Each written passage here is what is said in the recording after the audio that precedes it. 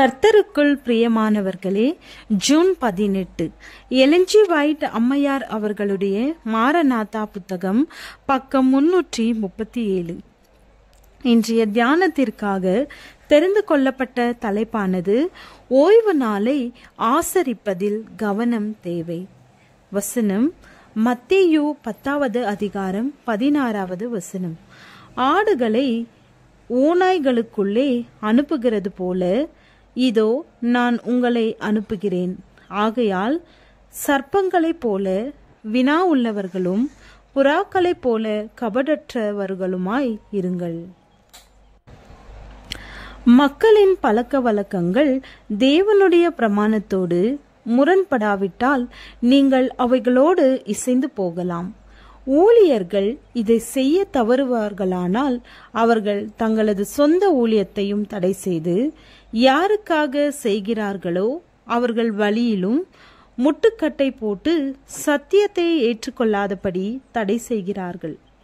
ஞாயிற்றுக்கிழமையில் இறைப்பணியாளர்களுக்கு மிக சிறந்த சந்தர்ப்பம் கிடைக்கிறது.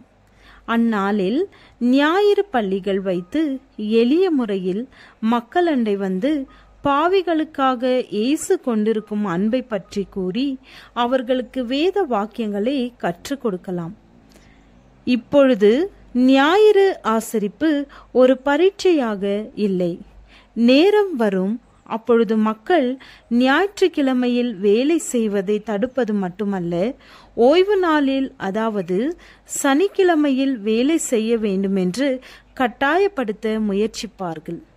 மேலும் ஞாயிற்றுக்கிழமை ஆசரிப்பிற்கு சம்மதியுங்கள் அல்லது உங்களது சுதந்திரத்தையும் உயிரையும் இழக்க வேண்டும் என்று கூறுவார்கள். ஆனால் இதற்கான வேலை இன்னும் வரவில்லை.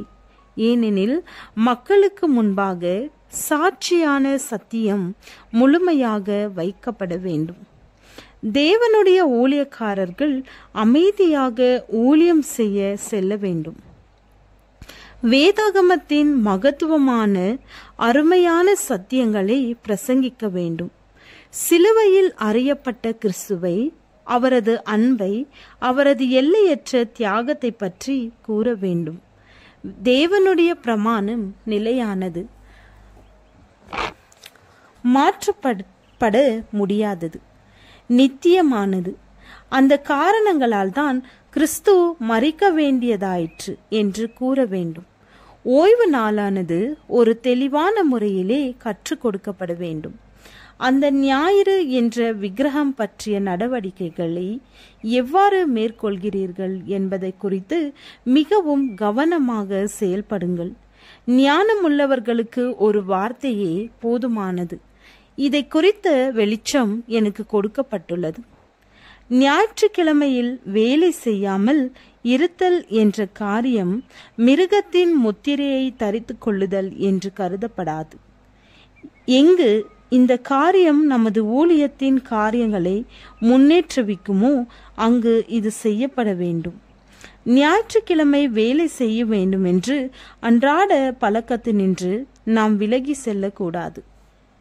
ஓய்வு நாளை பற்றிய வெளிச்சத்தை கண்டு கேட்டு தேவனுடைய பரிசுத்த நாளை கை கொள்ள வேண்டும் என்று சத்தியத்திற்கு தங்களது பங்கை தெரிந்து கொள்பவருக்கு பிரச்சனை உண்டாகும். அவர்களுக்கு எதிராக முயற்சிகள் எடுக்கப்பட்டு தேவனுடைய பிரமாணத்தை மீறத்தக்கதாக ஆண்களும் பெண்களும் கட்டாயப்படுத்தப்படுவார்கள். இங்கு தேவனுடைய பிரமாணத்தை மீற மாட்டோம் என்பதில் உறுதியாக நிற்க வேண்டும். எதிர்ப்பும் உபத்திரவமும் தீர்மானமான முறையில் வைக்கப்படுமானால் கிறிஸ்துவின் வார்த்தைக்கு செவி கொடுக்க வேண்டும். ஒரு பட்டணத்தில் உங்களை துன்பப்படுத்தினால் மறு பட்டணத்திற்கு ஓடிப்போங்கள் என்று கிறிஸ்து சொன்ன வார்த்தைகளை அவர்கள் கவனத்தில் கொள்ள வேண்டும். ஜெபம். எங்கள் அவயவங்களை சரியாக பயன்படுத்த உதவி அருளும். ஆமென்.